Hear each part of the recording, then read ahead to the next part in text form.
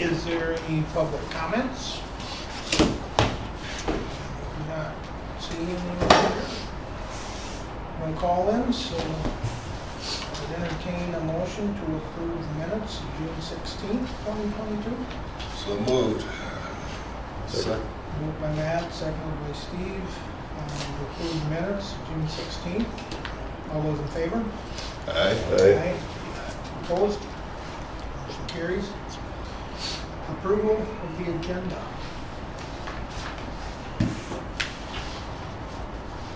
Is there any changes that need to be made on Nope.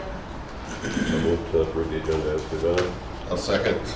Moved by Steve, seconded by Matt, to approve the agenda as presented. All those in favor? Aye. Opposed? Motion carries.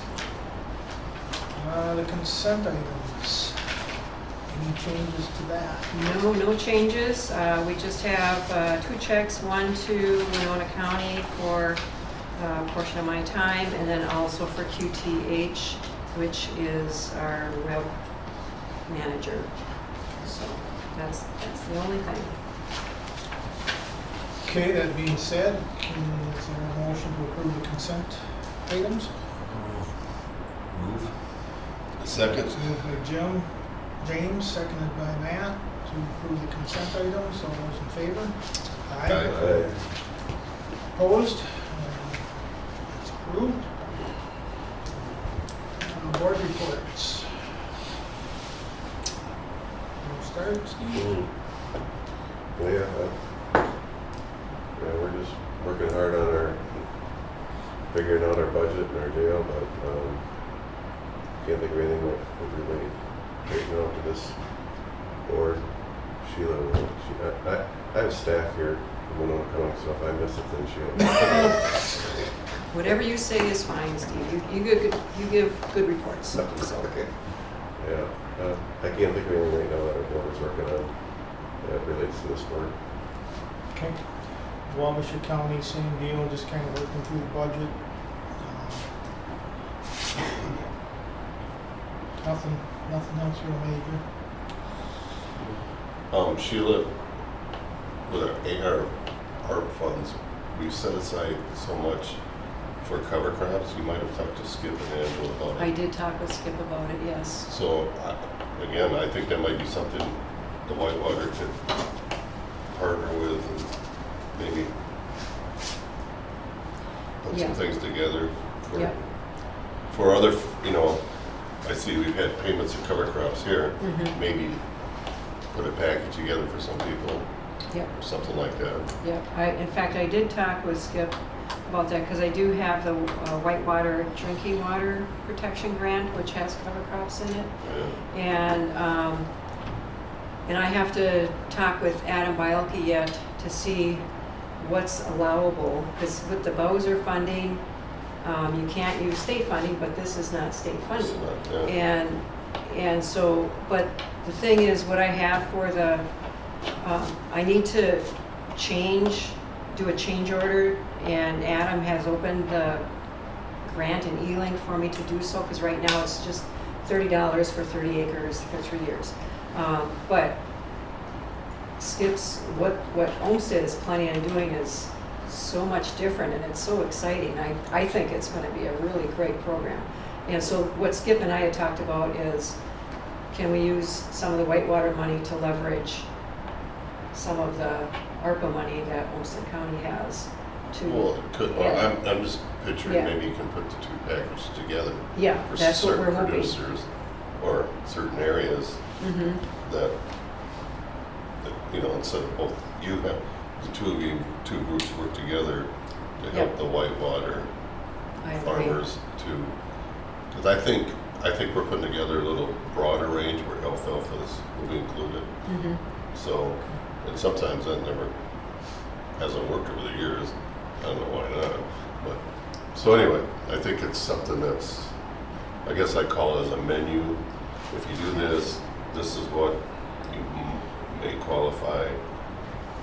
Then also, they're also going to promote some small grains. If you plant small grains, there might be something there too. Yeah. So Yeah. anyway, I thought they'd have it all done by the end of the week. 100% us spending Homestead County. That wouldn't it be nice? Of course, it quits at the county line. Right, yeah. That's the only Yeah, problem. That's the problem. But I think that's going to be a really great program, and the more Skip talks about it, I think this is awesome. And I like the idea of having farmers go in and self-apply and, you know, do the application online and then submit their own photos. They're trying to look at what Practical Farmers of Iowa is doing for, Yeah, you know, that's kind of right. integrating some of that. How did you figure out that that would qualify? Because, I mean, we were largely like infrastructure and, All the ARPA funds, Steve. yeah. Well, just like you, and we've seen so many different interpretations, and finally go, we're going to interpret, we interpret it this way. Okay. Again, Yeah. we've Yeah, seen we had like, I so mean, many things. Yeah, we had, you know, a pretty strict, laid out parameters, and I would have never gotten to a point that it could be used for cover crops. But, excuse me, Yeah. our headline is to reduce clean water Mm-hmm. initiative to help the water. So that's what categories under Steve will call it. And clean waters for better health. And so Somebody interpreted it like our Utica well, public well, needed infrastructure there. The bathrooms up at the county fair, you know, that was infrastructure. That's where, you know, those are the pieces that, where we went with it. Yeah, that's great. Yeah, so anyway, we just talked about it. Actually, I think I'm going to get together with next week, maybe this week, well, not tomorrow, next week. They're kind of wrapping up the format, I guess I want to say, get it going. So, Yeah, it's exciting. yeah, okay, well, be informed about it. That's all I got. Homestead, WCD, paid a few bills and, had a nice exhibit at the county fair. I'm not sure exactly at what stage they are, but they're starting to implement that Lawns to Legumes grant that they got for, it's like sort of a east side of the city, from, like from the river to the federal hospital and in that general area, north and south. And nominated a conservationist of the year. So. Who was that, if we can ask? It was Revolutionary Earth, which is an organization in Rochester that coordinates a number of churches in the area, and then also a number of people that volunteer their backyard, essentially, to be used as gardening spaces. And so then they also get those gardens established and take care of them during the year, harvest them, and then it's just the produce is, well, however much the owner of the property wants can take, but the remainder of it goes to low-income households in the area. Okay. Anything further from you, Sheila? Okay. Board discussion and action items. First on that is financial update. Okay, for June 30th, our usable budget after taking out monies for the drinking water protection grant, we have $90,980. And for July, that amount was $98,890. So we got some payments on some grants, and then we had some checks that were cashed. Yeah, so that's all I have. And then in relation to that, we have an audit management representation letter that needed to be signed. I got it the day after our last meeting, so it's on the agenda for signature today. And I also have the draft audit. If people think it looks fine, we will have the final printed for our next meeting. I compared it with last year, and it looks a lot of similarities with last year for overall expenditures and revenue, and the end of the audit. And this is something that they point out every time, that all accounting procedures are performed by one person, and this condition is common to organizations of this size due to the limited number of staff. And then they acknowledge that that is a higher risk, that errors or fraud could occur and could not be detected in a timely manner. But then they go on to say, I do have a paper trail for every check that's written, and I do have Wanda, although she hasn't been available as of late because of being the district manager, but she's kind of my QuickBook expert, because if there's something I get stuck on, I give her a panic call, and she says, oh, you click over here. So, anyway.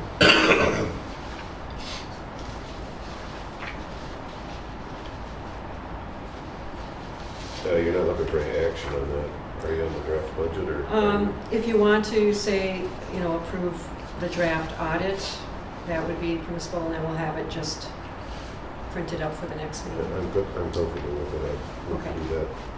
All right. I would second that. So, moved and seconded to approve the draft audit report from Peterson Companies. All those in favor? Aye. Opposed? And that motion carries. Okay. 2023 Clean Water Fund Grant application.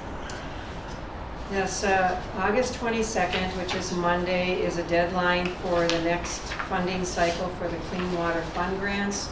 And one of the things that I have a resolution to be signed for approving Whitewater being able to apply for a grant under that. And what I was looking at was there's a under projects and practices category, 20% of the available funding will be directed towards initiatives for clean drinking water. And so one of the things I thought would be probably feasible would be a private well sealing grant. Right now, Fillmore SWCD has one, which is ending. They just have $400 left in it. And they offer 75% cost share for people who want to seal a well that is abandoned, and up to a $1,500 cap. I guess I want to submit an application for that, but lift the cap, or maybe have a much higher price.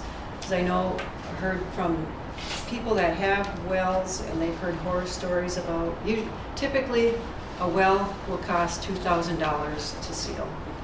And that's if there's nothing that happens that's wrong.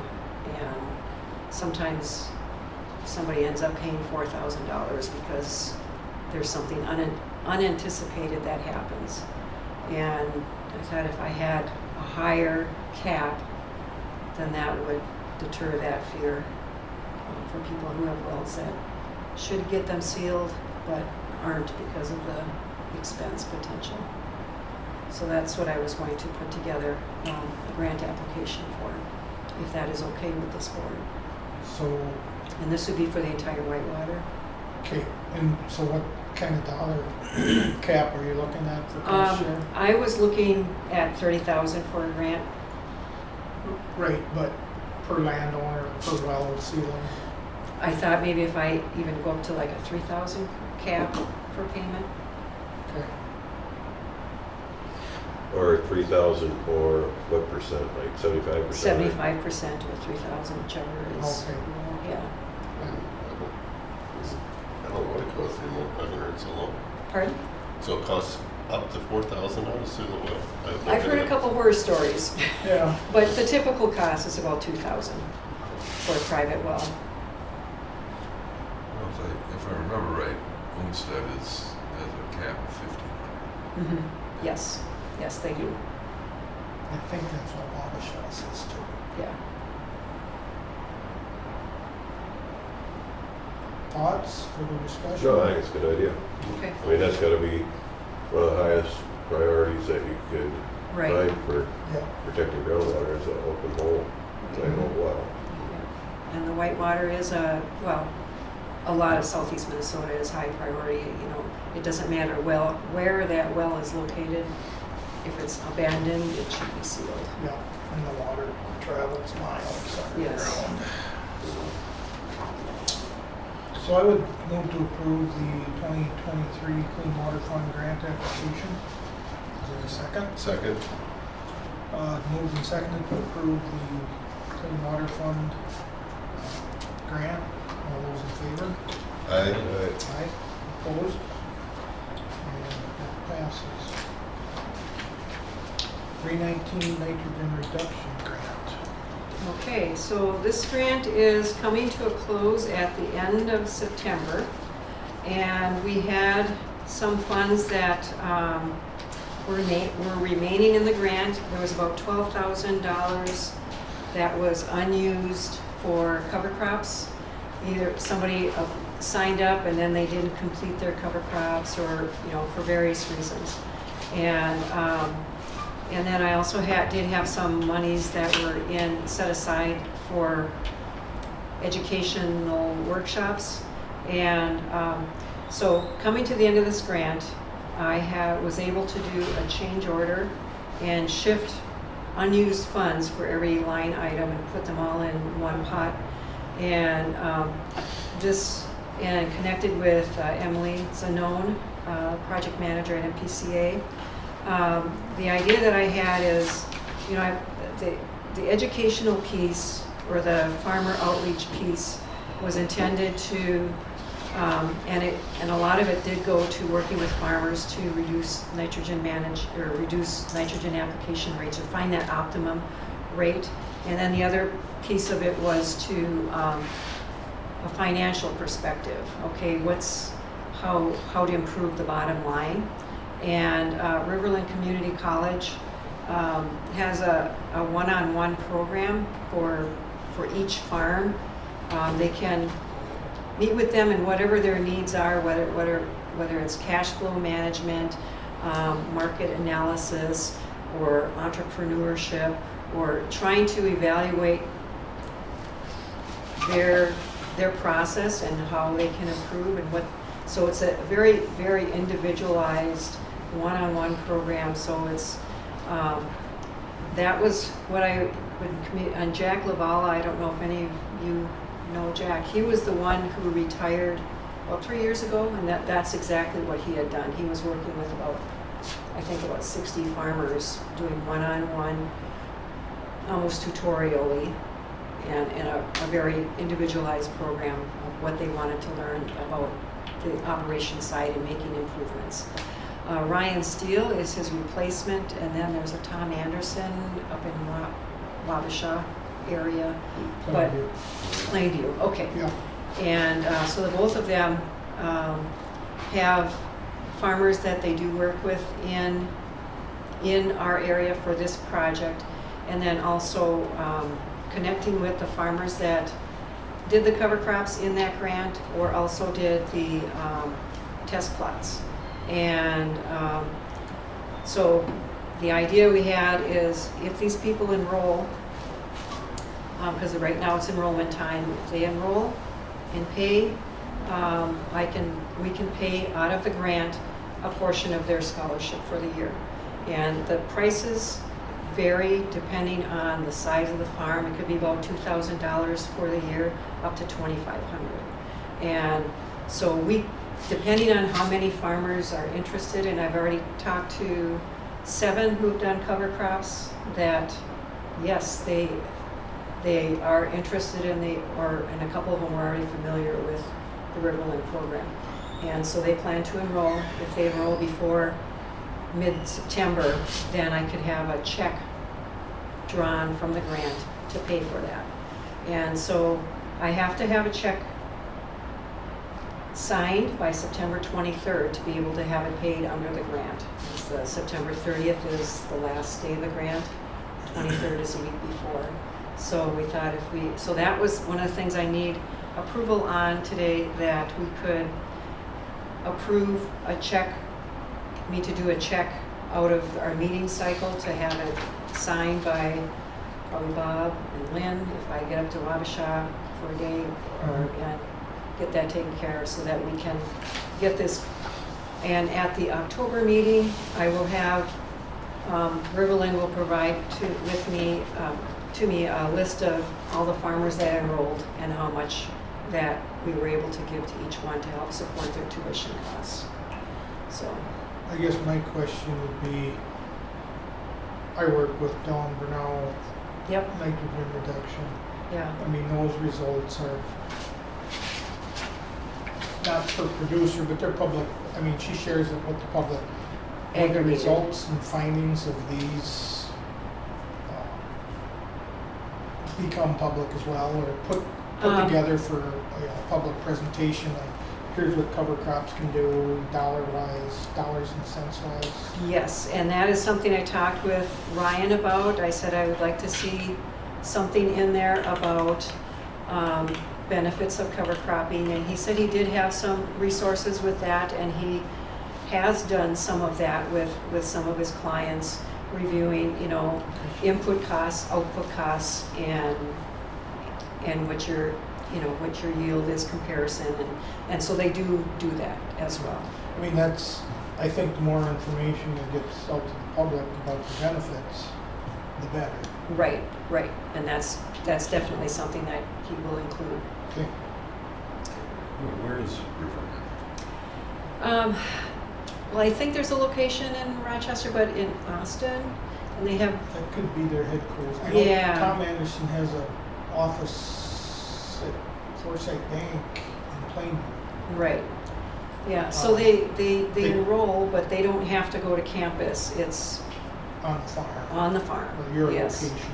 Right, and so Ryan Steele is located in St. Charles, and that's where he is, unless he's out on somebody's farm.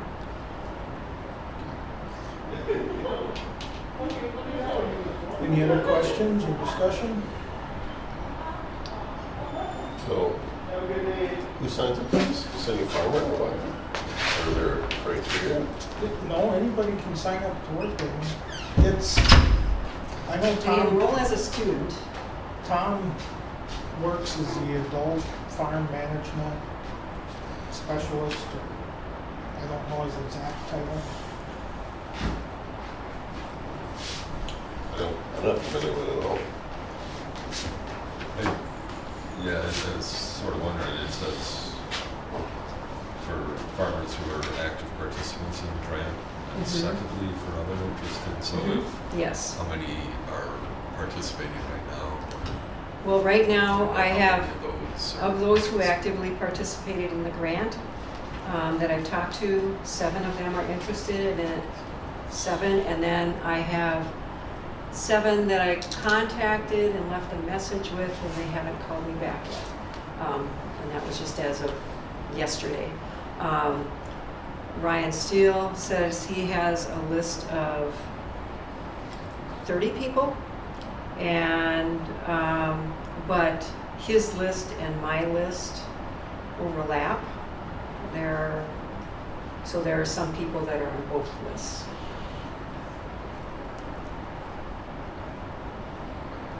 So, if you take this class, what are you gonna learn? How to put cover crops on, or Any- finance, or what? Finance, it would be how farmers improve business operations, accounting, budgeting, finance, tax management, business analysis, marketing, plus helping chart business trends. But it's personalized to that farm, and they work, what's kind of neat is they work with everybody, not just one person. So if the wife is working on things with the farm, you know, or the son, you know, they work with the entire farm unit on how to improve the business side of their operation. And so, and then one of the things too will be tying that in with nitrogen management and the benefits of optimum nitrogen management, and also with cover cropping. But the nitrogen management cover crops would be just a small percentage of that. It would be a portion of it, yes, yeah. But it's helping them get a leg up in their operations. Probably the best way to look at it is cover crops. It would be looking at a lot of budgets, you know, your yield may reduce 3 bushels an acre, but with reduced nitrogen, you can gain, you know, you're saving $40 an acre. It'd be a lot more in the record keeping and, That says focus on bottom line profits rather than maximum yield. yeah. Right. So this is on the nitrogen reduction grant, Yep, yep. and we don't have another category that, Now, this is under the education piece well, this is on an education piece of the grant. of the grant, So it yes. has to be used for education theoretically. Farmer outreach, yeah, yeah. And IRC projects and Mhm. educate. All we're doing is paying a tuition of, Yeah, a portion of it. Yeah.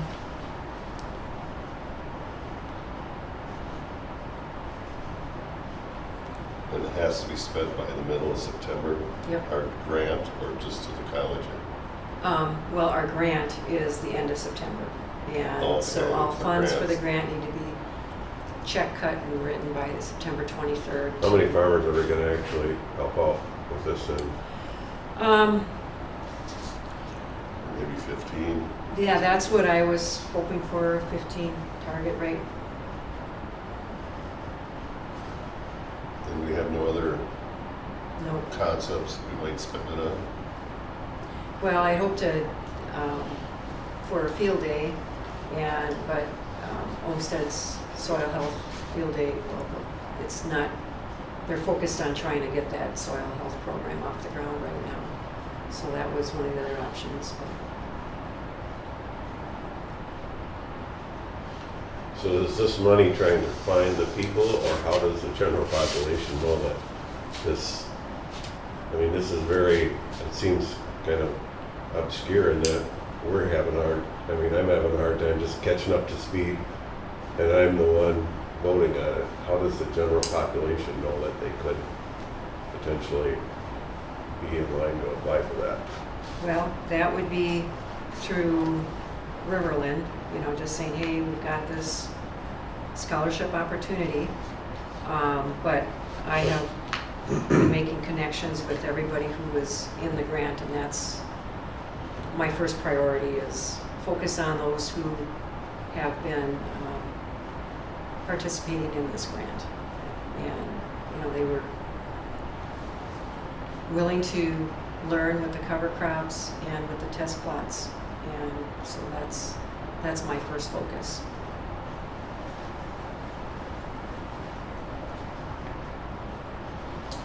If there's good data that comes from it, you know, I can see it be beneficial, but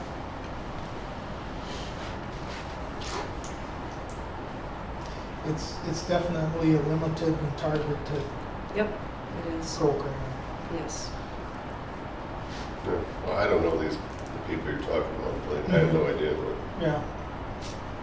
what they do or how they operate.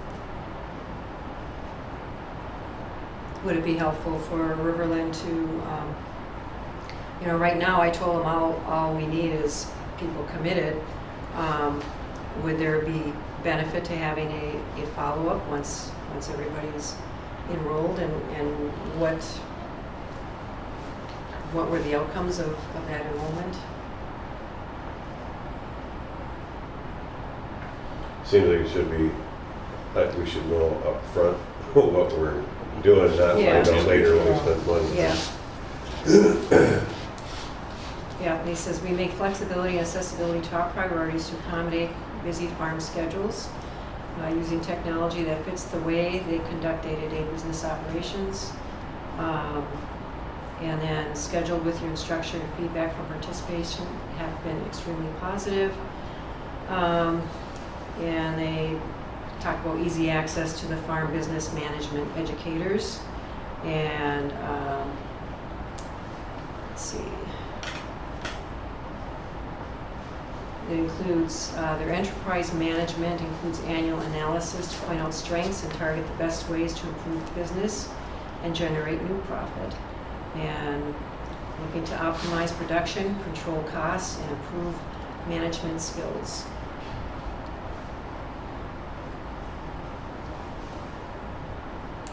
And then I also want to say it's an effective method for problem solving and helping to meet business and personal goals.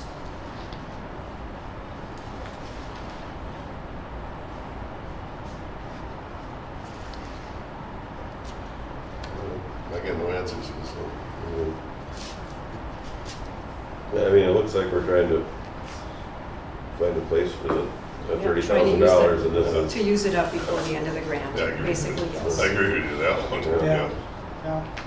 And it's gotta be focused on educational purposes, I guess. So I don't know if we had been working on this for some period of time when we had discussed even like a billboard campaign or something like that, that would be education to the public, wouldn't it? Awareness Yeah, of and we cover did do crops. that with that other grant. Mhm. You know, I'm just gonna throw some ideas out here. Now, when educational, you know, we have this group, then obviously we talked about our big agronomy people. What if you went to like an ag partner and said, hey, we got some money here. You wanna have a program for cover crops or a field day or something like that? Would that be allowable? I guess I want to say you'd get a good turnout, especially with your agronomy people. You know, they're one-on-one with us all the time anyway. With me, you know, here's what we're going to do this year. And we argue cost and new products. And the other, CHS is the big one here. One thing, would that be permissible? Can you do that with grant money? Go to a private entity? Riverland is obviously an educational, Right. but your big agronomy people, man, they sure would have a big audience, I guess I would say. And they kind of want to get into it. They want to get into these new programs coming too. You know, I've read, you know, we read in here that this stuff's tax credits and all this. If you do this. Wouldn't that be a good educational thing? Yeah, but Yeah.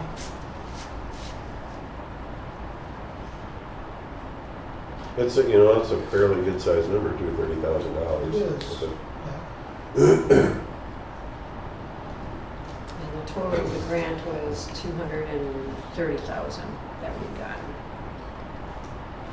so we have basically 30,000 left Right. that we could 30,000 allocated towards education. split it or okay, we want to educate people or new techniques. But Sheila's only got, what, 30 days left on it? And is that something we want to try? Throw this stuff out with our agronomy people or Riverland. Yeah, I think that's an excellent idea. It's putting Sheila in a hard spot. I know, Because yeah. Yeah. She's come up with what she thinks is a good home for it and a time frame to manage it. This is maybe something we should have been doing 60, 90 180 days ago. Yeah. But And the that's- category is outreach and farmer-led engagement, and farm economic workshops was the category that was established. And I had originally was working with a company that was going to do a series of 3 webinars, doing a small group on Teams meeting, and then that would come ahead and they would do something similar to what Farm Business Management, but they would do going through all the books and then kind of streamlining their operation. And that one kind of fell through. The guy that was doing it wanted all the farms to be the same size, same operation type. I was thinking that through too. It's like That doesn't. $2,100 or $2,500 to somebody who might have 40 acres and another guy who might have 4,000 acres. How is that? Yeah, I know it's dependent on the size, but he said the average is between those 2 numbers. And so that just kind of fell through because he wanted everything the same. I thought, well, each farm in this area is unique. I can't put them all, and As I'm thinking through your idea, Matt, how we're perceived as to who we reach out to. You know, if we reach out to agronomists and we don't reach out to a land stewardship project, and they want to, have the same idea, are we then? I mean, this, at least what Sheila's come up with, is the way where these people would have to apply somehow. I mean, so they're seeking the funds out rather than us picking winners or losers in the private sector. I don't know. Well, I see your point. Like say the land steward, how come we didn't get? Yeah. I just, But I totally get, my agronomist up at Ag Partners, he would have, They've all got the list of people they work with in the watershed. yeah. and then of course the people that are involved need to be in a certain geographic area. Right. And so that was the other piece.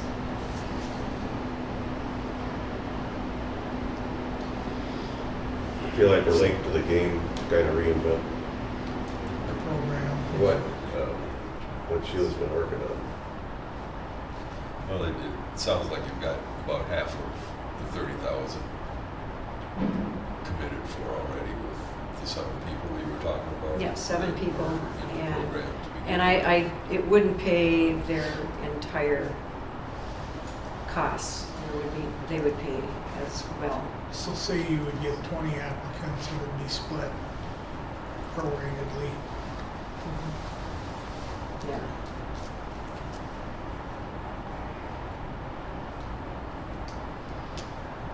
Any other thoughts or discussion?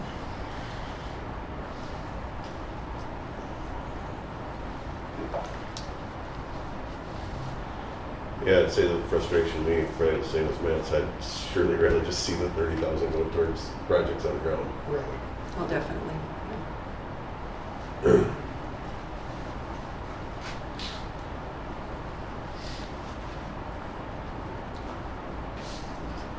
so, what's your opinion? I don't know. What do you want to do?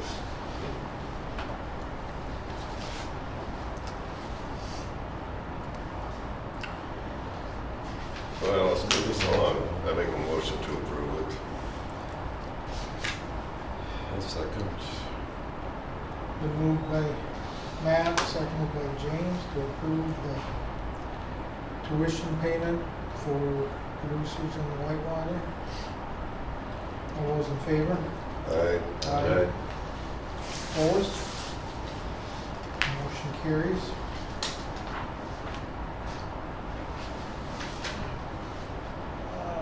Update on Winlac planning This- process. But they'll have to show you the list of people. Yes, at the next meeting. Yeah, I want Yeah. to see who actually is interested in this, Mhm.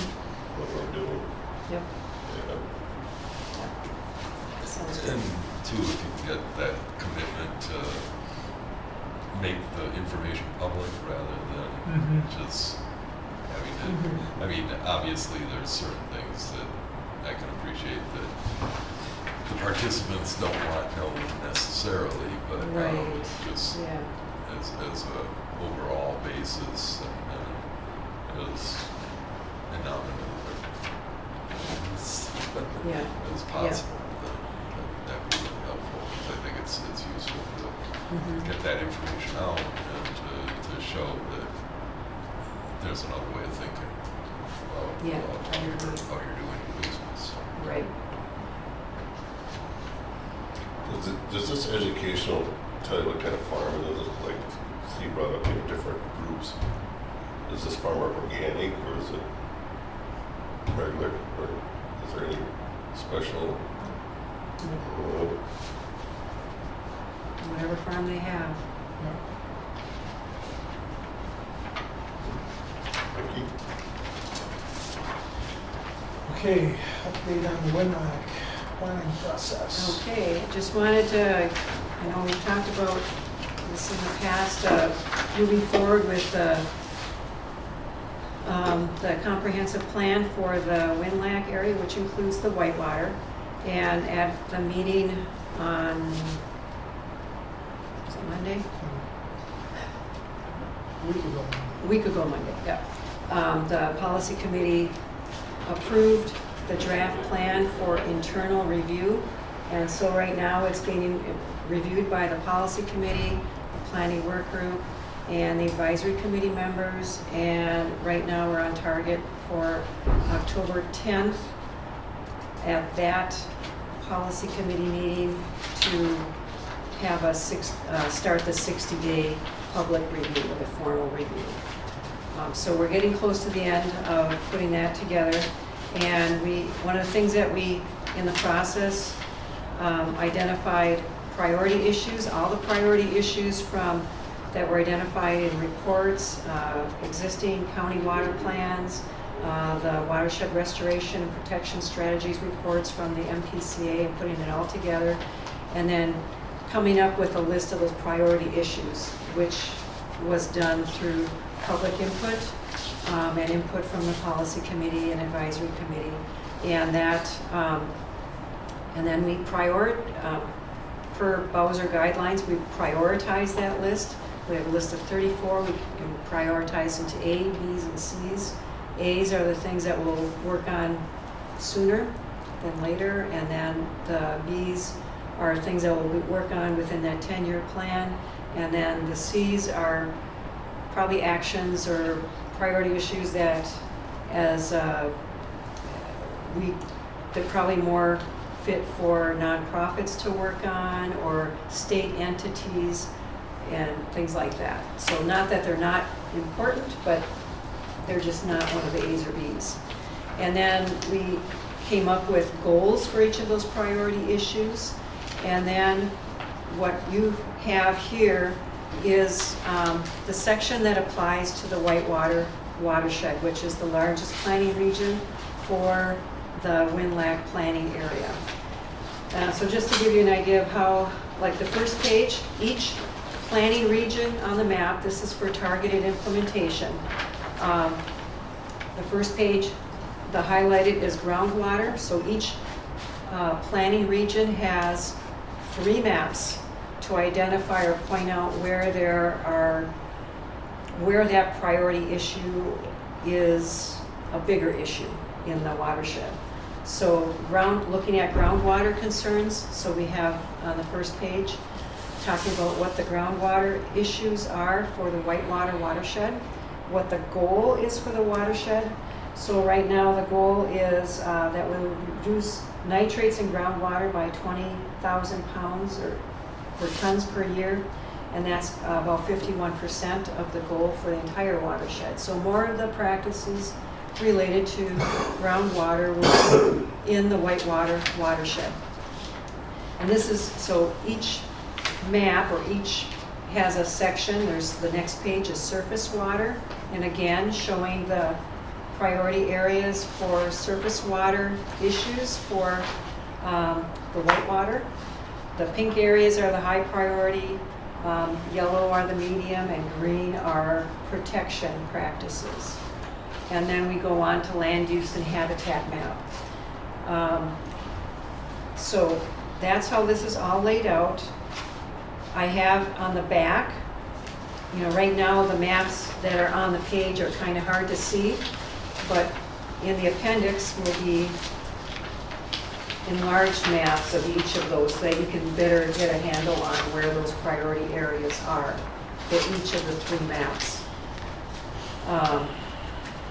For example, for the big map for the groundwater, we have the pink areas, high priority, yellow, medium.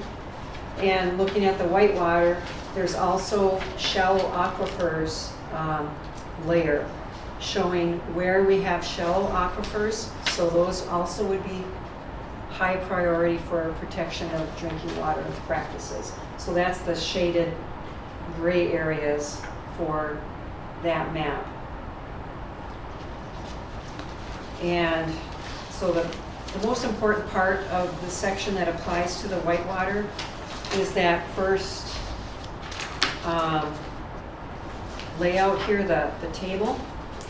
There will be 5 action tables in the plan, 1 for each of the planning regions, and then 1 for overall across the entire watershed. So we have on this table, these are, once the plan is approved, these are the practices that will be fundable with the watershed-based implementation funds that are provided by Bowser to this watershed to implement practices. And so we have at the top groundwater, nitrogen, and contamination and nitrates.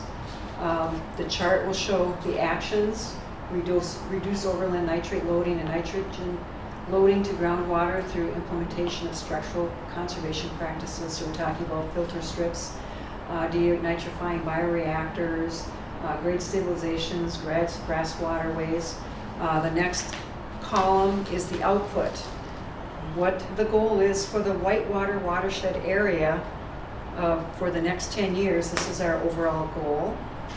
And then the funding program, that little thing with the diagram showing the plants, that's for projects and practices primarily.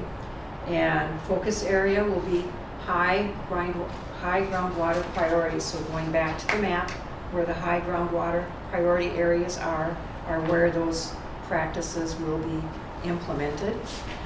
The next column is the partners who could be involved with those types of practices, getting them on the ground. And in that case, SWCD would be the lead with NRCS and Bowser.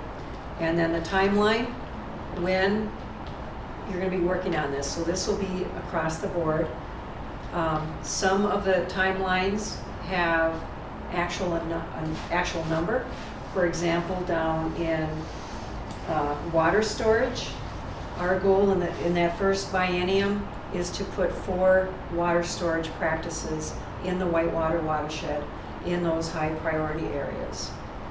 And then the next year, it'll be 5.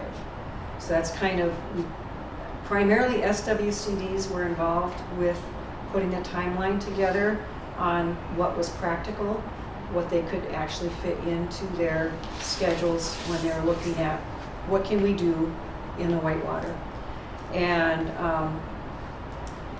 And then the next column is the output for goal tracking.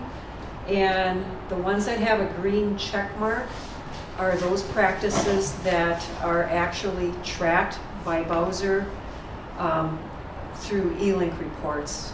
E-Link's the reporting process that we all use for our grants. And so that would be tracked on E-Link.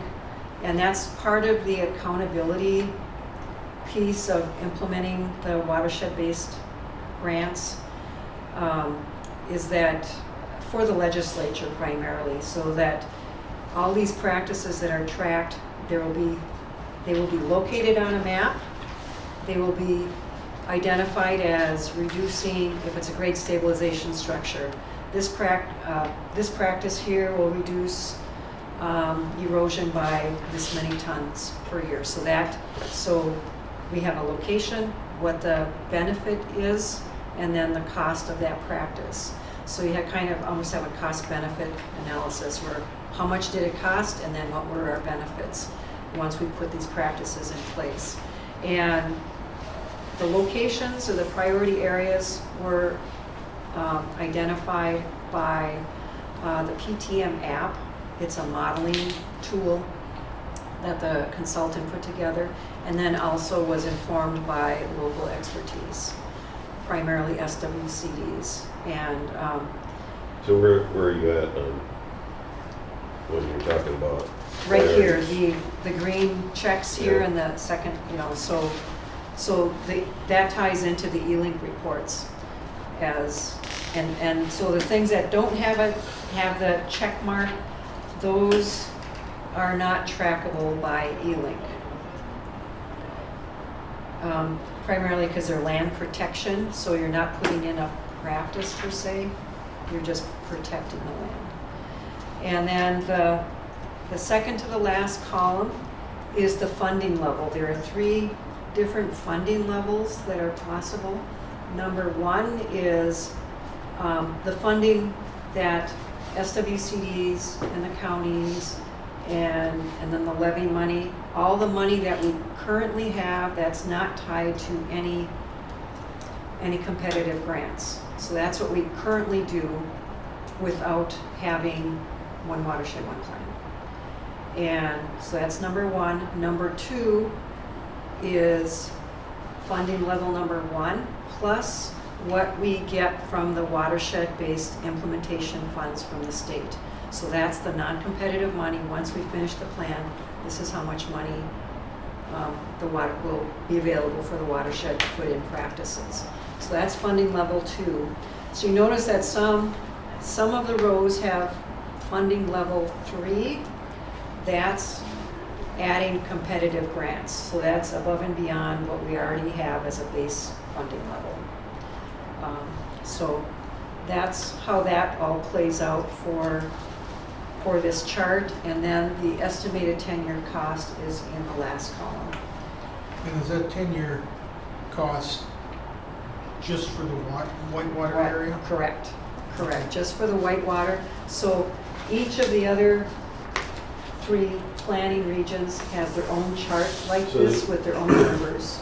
What I'm hearing is that they're bringing the competitive grant piece back into it. I thought that's specifically what this was about, was to reduce or eliminate that, and now it's already creeping back in. But that's talking about the competitive money, yes, you're right. The clean water funding for Bowser, each year that goes down, the amount of funds that are available for that. So that will eventually go to 0, I think 2035 or something like that.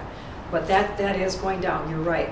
But they're looking at if there's, for instance, if the EPA has a grant, a federal grant, or if the Department of Ag has funding, or the Department of Health. So that they do offer competitive grants. So that's looking at other sources of funding, not Bowser funding. So that's kind of how that plays out. So 10-year costs for the Whitewater is $2,540,000 to put those practices where they need to get put to achieve these goals. And so anyway, this is in draft form. Right now, we are doing the internal review. And if there's, so that's why I stamped these all draft, because there could be changes to this by October 10th for that 60-day review. But I wanted to bring this to the meeting because this is what applies directly to the Whitewater. And so if there's anything that looks kind of funky or off, I know I've been making some comments. I don't like the way the map is for the streams, for example. If I were to use this map to do a grant application. I have a hard time trying to decide where the nearly and barely impaired for streams line goes. It's a green line, and I can't really tell if it's between Elba or, upstream of Elba on the south branch or not. I can see where it is on the upper reaches, but here I'm having a hard time identifying if there's a green line there. So that's my thought is, I want to be able to look at a map and know exactly what the map says. But I'm not saying that you have to tell me now, because this is your first time seeing it. But if you have any thoughts or comments, feel free to email me, and I will include your comments in the internal review. It's nice to have what we gotta do, but say it's one for the water storage. Mm-hmm. Now, when you get to the different agencies, you have to lead the other ones. My question is, do all these agencies have to approve the dam, or the other ones are just for money? Well, like if you're approving a dam, whoever has to approve it right now, with or without one watershed one plan, that's who would be approval entities. If you're going to seal a well, Department of Health has to permit that. So there's nothing different as far as permitting process. The partners are just those who potentially would be involved in helping to put in practices. Not everyone has to be but just listing all the potential partners that Well, could be. again, are they money partners or permitting Technical partners? assistance partners, they could be money partners, they could be, Because, if I look at this in the water storage, say a river dam, I can understand the soil and water, the NRCS, if a person has to go through all these agencies No, to they get through, okay, Yeah. better clarify Yeah. that, because you will never get nothing done. And it's like Right. Steve says, Yeah. it's another layer. Yeah, of- yeah, and that's the intent, is Yeah. not to be another layer, but just putting all in one place who potentially could be all involved in a particular practice. Maybe you should make one more column says permit agency, period, then funding partners in another column. This to me looks like Ah. all these people are gonna have a say in it. So. So a column for permit agencies, and then another column for, Just funding partners. Then if they don't wanna fund it, fine, but you still can get the permit and proceed. okay, That's the way I would look at it. okay, so kind of differentiating what type of partner is, Again, okay, permitting agencies, here's what you gotta go get your Who you're working with Who to you're get working the with. project done. project done, then other funding partners, but they have nothing to do with the permitting. okay, Like I said, if they don't want to put money into it, that's up to you, but you still can proceed with the project. okay. So is an entity providing technical assistance, is that considered funding? That would be considered funding. Okay, Because there's a tendency of these agencies to, if I'm gonna give you money, well, we just had it 20 minutes ago, right, you gotta go by my rules. It just takes forever now in these projects, okay, so. So I'm looking at the kind of like the high vulnerability versus low vulnerability, and targeted and focused. And it looks to me like I live in a low vulnerability, low priority area. And I'm just thinking before, right? I mean, isn't that the colors that I'm looking at? which Low? map are you looking at? Looking at this one. Okay, that's the groundwater one, Yeah, so I live right here. yep, yep, so you live, so right now, even though the the Beaver Creek area, the Trail Creek is medium priority for a groundwater score. However, you have some hashed areas. There's the Prairie du Chien Group, Oneota Dolomite, and the Prairie du Chien Shakopee Formation. So that's within that yellow area. There's the Well, I'm in the green, or the darker color. right. Yeah, Below. so that would still be high priority because of the proximity of shallow aquifers to the surface. So that would still be a higher priority, but in the valley, right on the Whitewater, it's back down to a medium priority. So we have the upland areas are high priority because of the shallow aquifers. And this was actually a suggestion by Mark Tyne.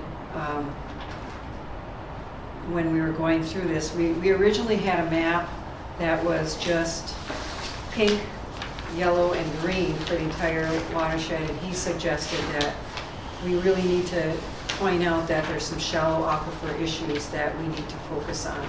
So that's why the overlay of the two hash marks styles were put over that to differentiate within a medium priority area, that there are some high priority areas up on the plateau that still need to be a high priority with respect to groundwater. So that was his suggestion. Well, not everything can be the highest priority. Right. So I was looking at mine Right. and thought, look. Right. So. And it's not, yeah. My frustration with it is that prior to WinLAC, it was willing participation. If you want to, if you want to do something on your farm, you go to SWCD, and Balzer was going to put the monies into those funds. Now you might not be in their highest priority, or you might not receive the priority. Whereas before there was no priority. Anyone who wanted to do something to improve their property was going to be equally in line. Right. So I don't like it that not everyone is equally. I think we want every landowner to do everything they can with every Exactly. acre they can. I agree with that. So I don't like this. The idea behind this is it's prioritized, so that's why we had to prioritize issues. Yep. And then target And then- where in the watershed are those practices bringing the most benefit. And if you're not there, Right, Mhm. and then the other piece is, of course, if somebody lives in a high priority area for a certain practice, if they're not willing, it's still Yeah. voluntary. It's Mhm. it's where, and that's the assumption with so this I whole feel like thing. we've only taken potential applicants out of the pool and protecting the groundwater bank. That And apply to then this, when, right? when I look at the action items, there's not one single piece in there that's new because of one watershed, one plan. All the pieces that we knew that we could do, we knew before one watershed, one plan. And then, so now we've got the amount of dollars that went into setting up this whole concept. Could have put, I mean, it was many, many, many, many millions of dollars just to get this before us. That could have all just, Balzer could have just distributed that to SW, so, I mean, doesn't matter, it's water under the bridge at this point, but I'm not seeing that this is better. It's only another level of government. We didn't invent, Restricting yeah, funding to yeah. all different- landowners. Yeah, mhm. And I know, yeah, like, It's not better.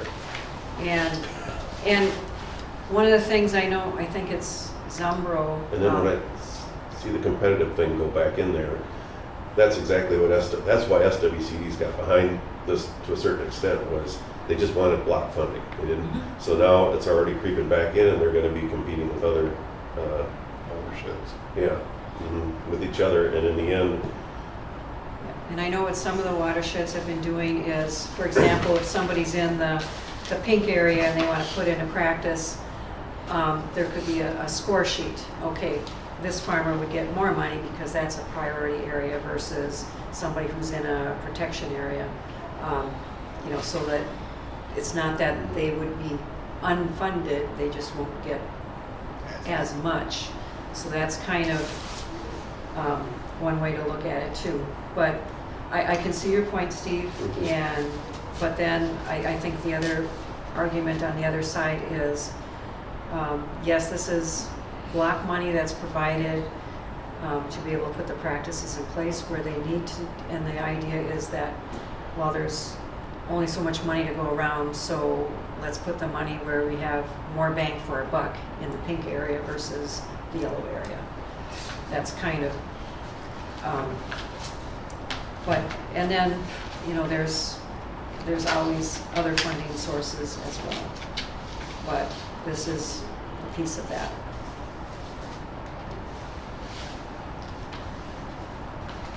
Yeah, I'm still fairly new to figuring out all this stuff. It feels like some of the local control is gone. Well, You're it's still working with the SWCDs, but you can have a project in a low priority area and not get funding, yet it's skewed, kind of. Well, Well, it's in skewed this towards- watershed in particular, I'm looking at Olmsted County having to come down here into La Crescent and interact.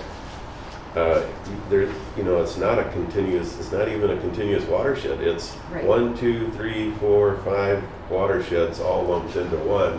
And if the watershed idea was a brilliant way to do it, it wouldn't be 5 watersheds lumped into one, which is no different than just having county lines that are governed specifically by people elected to Sound Water and people elected to county boards. So why is Olmsted interacting with La Crescent, competing? And in the end, I see it being different government entities being pit against each other. Because, well, I want this money in my county, and I want it, I want it up here in this part of the watershed, not down there in that part of the watershed. So, Well, that's why each planning region has its own action table. If truly we lumped everything together into one action table, this action table would be the action table for the entire Winlac planning area. And then, yes, the La Crescent would be tied in with the Whitewater. But this is the Whitewater. This is how much, these are the goals for the Whitewater, and these are as if this was the plan for the Whitewater. The La Crescent has their own chart like this, and the funds and the practices that are targeted for that watershed area are separate from this. So when we do the work plan, that's how it'll be by planning region. And so that's, and I. but then why are the elected officials of Olmsted County and the elected officials down in, is it Houston? Is that Houston County? Yes, it is Houston County. Okay, I mean, They're on the policy so committee. to begin with, we put this big watershed together, and they all sit down together, and now we're dividing it into individual watersheds and saying, we're administering it individually, but it takes agreement from the bigger picture, the big watershed, to distribute the funds. Right, So- and the policy committee will approve the work plan. Right. And the work I plan don't will see it be as based on streamlining this. government. I see it as doing the opposite. It doesn't matter. That's what's coming down. That's Yeah.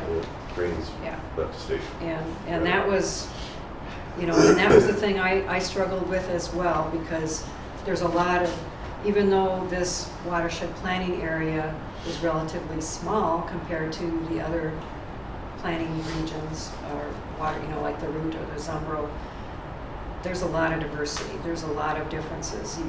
It's like night and day going from the Rochester Plateau down to the Crescent, and there's a lot of different issues. So that was,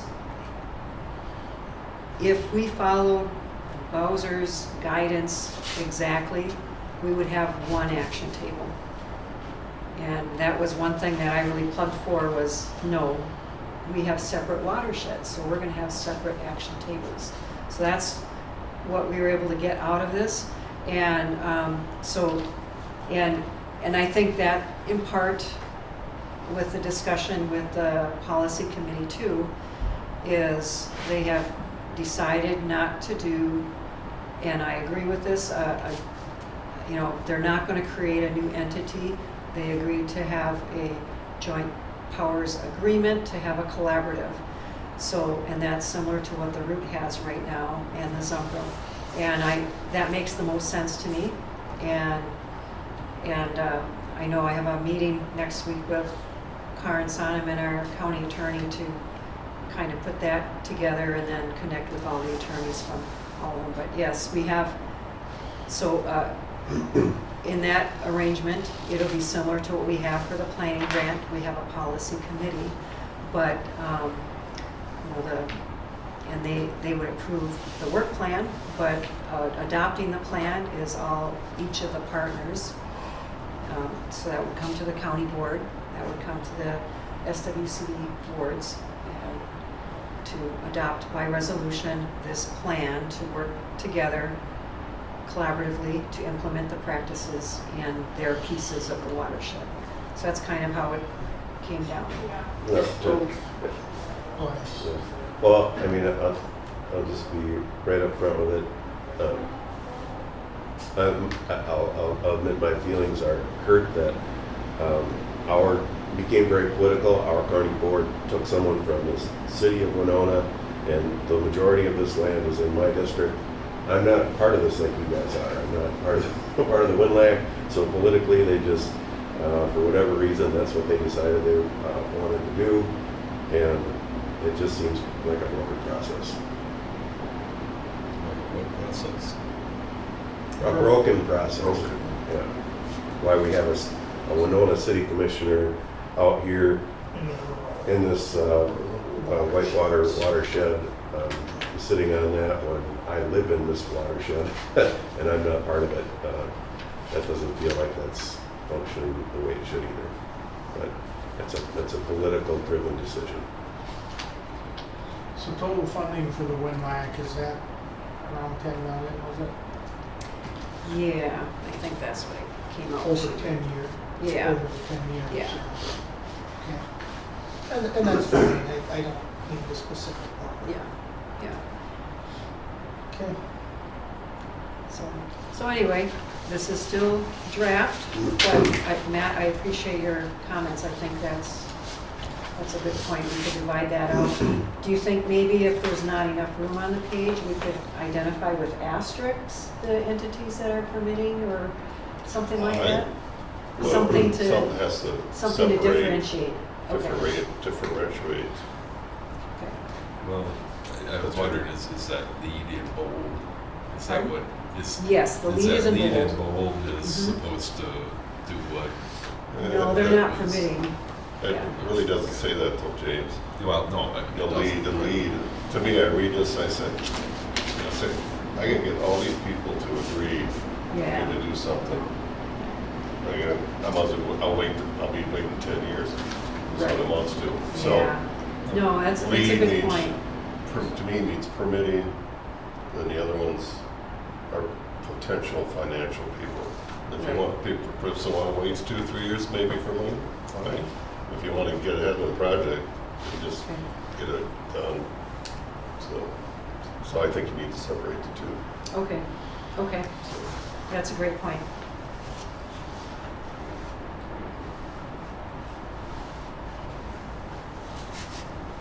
Yeah, and if you, once you bring this home and look at it more deeply and have other suggestions on how things are presented and put in here, I'm open to incorporating them into my comments. Okay, thank you. We're done on the WinLAC funding then? Yep. Item E, local advisory team, MDA grant. update. Yeah, just give you an update on how that's going. One of the things that Don Bernal and Mike Cruz are doing is working on, they've been connecting with ag partners and doing a dealership survey so they can make connections with farmers that are in those particular duismas and approaching it from that direction to see if people are willing to be on the advisory committee. And I know they have, actually happened today, have a field day with respect to that. And so they weren't able to come to that today, come to our meeting today because of that. But just to give you an update, and we're looking at having first meetings at the end of November or first week of December. And so those are coming. And that's all I have for an update on that grant.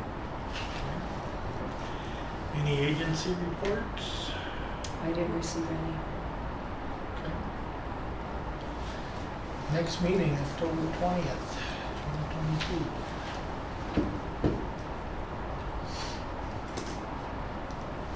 Anything else anyone has? Move adjourn. Second. Moved and seconded to adjourn. All those in favor? Aye. Aye.